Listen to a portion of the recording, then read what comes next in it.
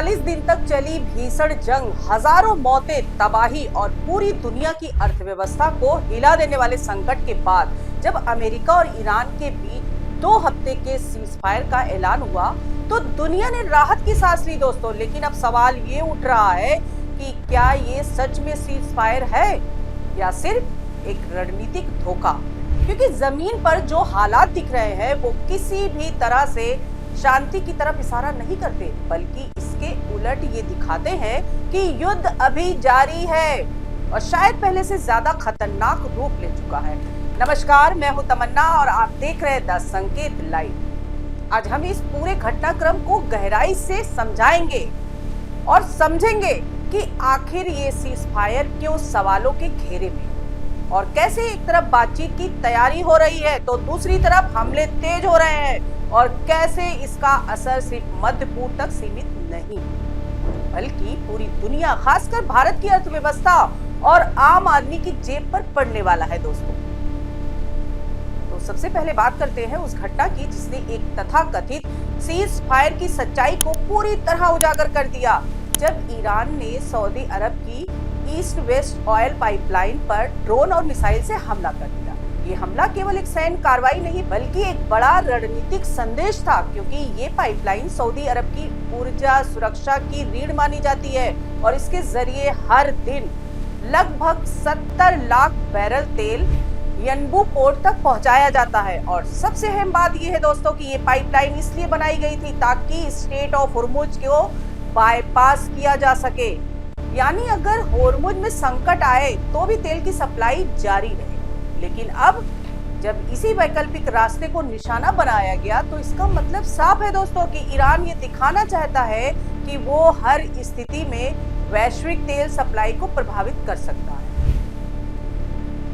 अब जरा सोचिए दोस्तों, अगर ये पाइपलाइन भी सुरक्षित नहीं रही तो दुनिया की ऊर्जा सुरक्षा कितनी कमजोर हो जाएगी, और इसका सीधा असर तेल की कीमतों पर पड़ेगा जो पहले ही अस्थिर है।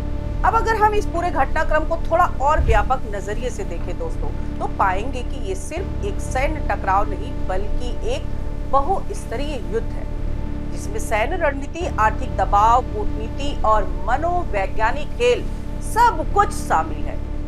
अब बात करते हैं लेबनान की, जहां इजराइल ने अब तक का सबसे बड़ा ज्वाइंट अटैक किया और इसमें सैकड़ों लोगों की जान चली गई और हजारों घायल हुए। बेंजामिन नेतन्याहू की सरकार ने साफ कर दिया दोस्तों कि ये सीजफायर लेबनान पर लागू नहीं होता, यानी एक ही समय में 2 अलग अलग फ्रंट पर अलग अलग नियम लागू हो रहे हैं। एक तरफ सीजफायर तो दूसरी तरफ खुला युद्ध। तो फिर ये कैसा सीजफायर है? क्या ये सिर्फ अमेरिका और ईरान के बीच सीमित समझौता है या फिर यह एक बड़ी रणनीति का हिस्सा है, जहां हर देश अपने हितों के अनुसार नियम तय कर रहा है? अब आते हैं उस मुद्दे पर जो पूरी दुनिया के लिए सबसे ज्यादा महत्वपूर्ण है, और वो है स्ट्रेट ऑफ हॉर्मुज। ये वो जलमार्ग है जहां से दुनिया के लगभग 20% तेल की सप्लाई गुजरती है, और अब ईरान ने इस पर अपनी पकड़ और मजबूत कर दी है। उसने साफ कहा है कि बिना अनुमति कोई भी जहाज यहां से नहीं गुजर सकता है, और अगर कोई ऐसा करने की कोशिश करता है तो उसे निशाना बनाया जाएगा। और इतना ही नहीं, ईरान ने एक नई आर्थिक रणनीति भी पेश की है, जिसमें हर जहाज को अपने कार्गो की जानकारी पहले देनी होगी और हर बैरल तेल पर $1 टैक्स देना होगा, और ये भुगतान भी क्रिप्टो करेंसी में करना होगा। यानी अब ये सिर्फ सैन्य नियंत्रण नहीं बल्कि आर्थिक नियंत्रण भी है दोस्तों, और ये कदम वैश्विक व्यापार के लिए बहुत बड़ा खतरा बन सकता है। अब अगर हम अमेरिका की तरफ देखें तो डोनाल्ड ट्रंप का रुख बेहद आक्रामक है। उन्होंने साफ कहा है कि अगर कोई देश ईरान को हथियार सप्लाई करता है तो उस पर 50% टैरिफ लगाया जाएगा। यानी अब ये युद्ध केवल मिसाइल और ड्रोन तक सीमित नहीं रहा बल्कि आर्थिक प्रतिबंधों और व्यापारिक दबाव तक पहुंच चुका है।